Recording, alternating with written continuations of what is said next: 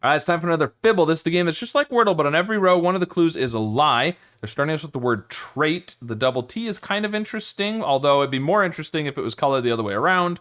But we can't like end in T because that would be two lies unless we have another T. We could do something like this, but we can't do start because then the T at the end is the lie. We can't do the A. And we can't do an I. We could do an O, but stort, I don't think that's a thing. We could try it. No, I didn't think that was a thing. So I'm thinking not RT because you'd have to have a T there, and that's not really gonna work. So not RT, but we could do STR though.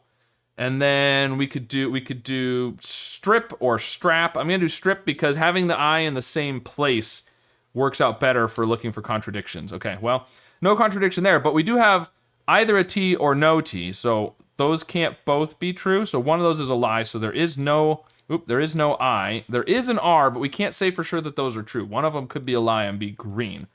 So we can't do STR anymore. We could still do ST, but then the R would have to be somewhere else because the T would be the lie, the R would have to be true.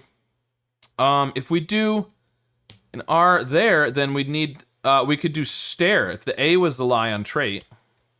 Okay, well, one of the S's is a lie, one of the T's is a lie, everything else on those two rows is true, which therefore means this is probably true. The only way this could be a lie now is if there's two R's.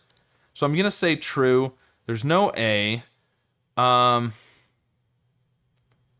There's either an S at the beginning and a T somewhere else, which could not be at the end, as we've discussed before. So it would have to be here. But then the yellow T would be true, and this T would have to be a lie. There would have to be a second T. So that's not gonna work. So there's gonna be no T. No T, which then means if there's no T, this is the lie, and this is the lie, and there's no S, and this is the lie. So there's no S. All we've got is an E somewhere, and the R fourth. So we could do ER. What do we want to do there? Otherwise, the E could be, the E could be first, second, or third. There's a few places the E could be. Ooh, we could do, oh no, I was gonna say we could do a double R, something like ER or Y, but that's not gonna work because we've got that yellow R and strip that's gotta be true. So if there's another R, it has to be first or last. And you can't do something like retry because of the T. Can you do refry? Is that a thing? We could try it. Okay, it is a thing.